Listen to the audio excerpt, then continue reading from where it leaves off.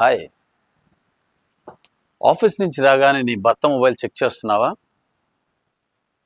లేదు. ఇంట్లోనే ఉన్న నీ భార్య మొబైల్ పగలంతా ఏం చేసింది, ఎవరితో మాట్లాడింది, ఏం చూసింది అని మీరు చెక్ చేస్తున్నారా? దీన్నే మన వాడుక భాషలో అనుమానం అంటారేమో కదా. ప్రస్తుత సమాజాన్ని పీడిస్తున్న ఒక డేంజరస్ సబ్జెక్ట్ అనుమానం. చక్కగా ఈడుజోడు కలిసిన ఒక దాంపత్య బంధాన్ని పటాపంచలు చేస్తుంది ఈ అనుమానం. సక్సెస్ఫుల్గా ల్యాక్స్లో టర్న్ ఓవర్ చేస్తున్న ఒక బిజినెస్ని చిన్నాభిన్నం చేస్తుంది అనుమానం. ఒకే తల్లి కడుపున పుట్టి అద్భుతంగా పెరిగి ఇద్దరు అన్నదమ్ములు సక్సెస్ఫుల్గా లీడ్ చేస్తున్న వారిని కూడా తునాతునకలు చేస్తుంది కూడా ఈ అనుమానమే. ఈ అనుమానంలో ముఖ్యంగా భార్య భర్త మధ్య కలిగేది మాత్రం చాలా దారుణం.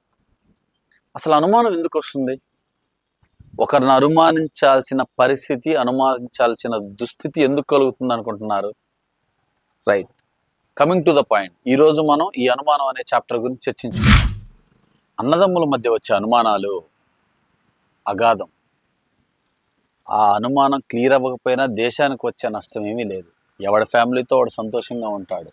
అది కేవలం ఇగో వల్ల కలుగుతుంది. ఆస్తిపాస్తుల పంపకాల వల్లే జరుగుతుంది. 99.9% అలాగే జరుగుతుంది. సో వాటి గురించి చర్చించుకోవాల్సిన నెససరీ కూడా మనకు పెద్దగా అనిపించదు.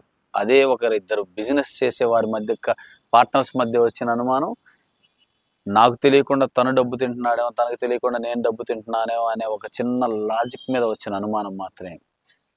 ఈ రెండిటి వల్ల దేశానికి ఎటువంటి ఫరక్ పడదు. కానీ భార్యాభర్త మధ్య వచ్చే అనుమానం వల్ల కుటుంబ వ్యవస్థ చిన్న భిన్నం అవుతుంది అనడంలో ఎటువంటి సందేహం లేదు. సో మనం వాట్సాప్ మెసేజ్ల్లో, ఫేస్బుక్లో వచ్చే కోట్స్లో కానీ నిత్యం వినే పదాలు అనుమానం, పెనుబోతం. అనుమానం ఉన్న దగ్గర ప్రేమ ఉండదు. నీవి ఇలా అయిపోవడానికి కారణమే అనుమానం. ఇలాంటి రెగ్యులర్ వర్డ్స్ మనం వింటూనే ఉంటాం. కొంతమంది వాటిని బుల్షిట్ అని కూడా అనుకోవచ్చు. కాదు. అసలు నీ భర్త మీద నీకు ఎందుకు అనుమానం వస్తుంది? లేదు, నీ భార్య మీద నీకెందుకు అనుమానం వస్తుంది?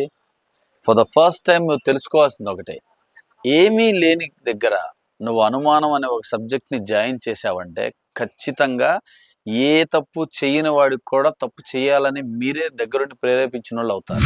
అసలు ఒక స్త్రీకి కానీ ఒక పురుషుడికి కానీ ఏ తప్పు చేయాలని కానీ, లేదు ఒక బిజినెస్లో కానీ డబ్బు తీసుకోవాలి, నేనేదో మోసం చేయాలి అని కానీ, లేదు ఇద్దరు అన్నదమ్ముల మధ్య కానీ వీడిని నేనేదో చేద్దామని ఈగో ఫీలింగ్ కానీ, ఇవన్నీ బేసిక్గా రావు.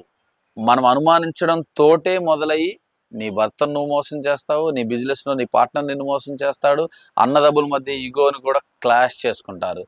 సో ఫ్రెండ్స్, మీరు ముందు అనుమానించడం ఆపేయండి. ఆపలేదో అది నీ పాలిటి పెద్ద శత్రువయ్యి నీ జీవితం నువ్వే చేజేతులారా అన్యాయం చేసుకున్నాడు అవుతాను.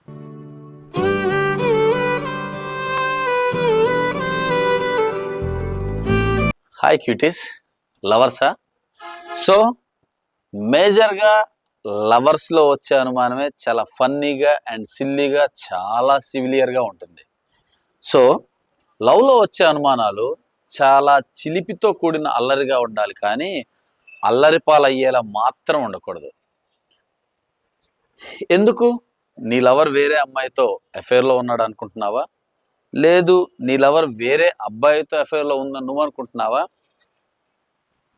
మీరు కరెక్ట్గా ఉంటే వారు ఇంకొకరితో మాట్లాడే ఛాయిస్ కానీ ఛాన్స్ కానీ ఉంటుందా? లేదు. నిజంగా నువ్వు వేరే అబ్బాయితోటో వేరే అమ్మాయితోటో లవ్లో ఉండి ఆల్టర్నేషన్గా ఇతనికి కూడా లవ్ చేస్తున్నావా? ఫస్ట్ నువ్వు తప్పు చేస్తేనే ఇంకొకడు ఆ తప్పు ఎక్కడ చేస్తాడో అని మొదలయ్యేదే ఈ అనుమానం. మనం కరెక్ట్గా ఉంటే మనకి అనుమానం రాదు. ఈరోజు 99% అనుమానం భార్య భర్తల మధ్య కలుగుతున్న అనుమానం వల్లే జీవితాలన్నీ తలకిందులు అవుతున్నాయి.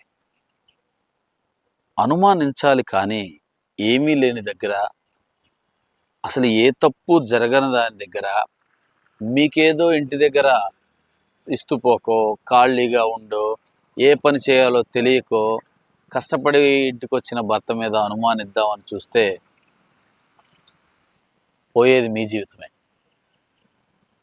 ఎందుకంటే అతనికి కూడదు, చేయను, జీవితంలో ఈ తప్పు మాత్రం నేను చేయను అనుకున్న వాడు కూడా మీరు అనుమానించడం మొదలుపెట్టిన తర్వాత ఎటు అనుమానిస్తుంది కదా, మనం చేసేస్తే పోలా అనే కొత్త ఆలోచన తనలో మొదలవచ్చు. లేదు, ఇంటి దగ్గర ఖాళీగా ఉన్న నీ భార్య ఏదో చేస్తుందని నీకు నువ్వే భ్రమించి దాన్నే అనుమానంలా మార్చుకొని రాగానే మొబైల్ ఫోన్స్ చెక్ చేస్తూ, తను రోజు ఏమి యాక్టివేట్ చేసిందో అవన్నీ థింగ్స్ చెక్ చేస్తూ, పరిసరాలను చెక్ చేస్తూ నువ్వు అనుమానించావంటే ఎటు మా ఆయన నన్ను అనుమానిస్తున్నాడు, ఈ తప్పేదో చేసేస్తే పోలా అని తనకి అనుమానం రావచ్చు. సో ఫ్రెండ్స్, అనుమానం మనం వాట్సాప్ స్టేటస్లో చూసినట్టుగా పెనుభూతమే. ఆ భూతాన్ని మన ఇంటి వరకు రానివ్వకూడదు. Better close your door and ఎవరి మీద అనుమానపడకు.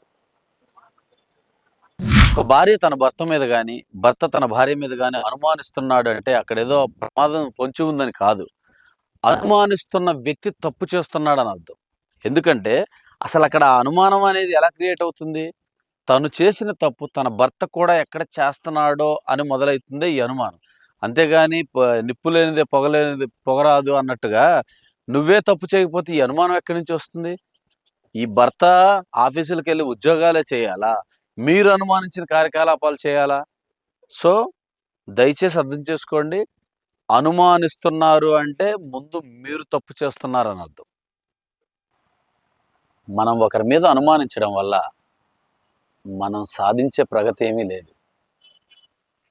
నువ్వు అనుమానించిన తర్వాత అనుమానింపబడ్డ మనిషి తీవ్ర ఆవేదనకి, తీవ్ర ఆలోచనకి గురవడం తప్ప ఈ అనుమానం వల్ల నువ్వు పొందే మానసిక ఆనందం ఏంటో ఒకసారి నువ్వే చెక్ చేసుకో. భర్త మీద భార్య లేదా భార్య మీద భర్త అనుమానించడం వల్ల వారి జీవితంలో ఏమైనా అపార సంపద కలుగుతుంది అనుకుంటున్నారా? లేదు. అలసిపోయి సొలసిపోయి ఇంటికి వచ్చిన భర్తను అనుమానించడం వల్ల తన మానసిక వేదన అనుభవించడం తప్ప దానివల్ల మీరు పొందే మానసిక ఆనందం మాత్రం ఏముండదు. అదేవిధంగా ఆఫీసులో కష్టపడి ఇంటికి వచ్చిన తర్వాత తన భార్య మీద అనుమానించిన భర్తకి ఏమవుతుందో తెలుసా? మీరు కోరుకున్న సుఖం కోల్పోవడమే కాకుండా మీరు వెళ్ళిన తర్వాత ఆ మనిషి పడే మనోవేదన వర్ణనాతీతం అవుతుంది. సో భర్తని భార్య కానీ, భార్యని భర్త కానీ అనుమానించడం ఆపేయాలి. అనుమానం లేని ఇల్లు ఆనందాలకి, సంతోషాలకి నెలవవుతుంది. అనుమానం లేని ఇల్లు దేవాలయంతో సమానం.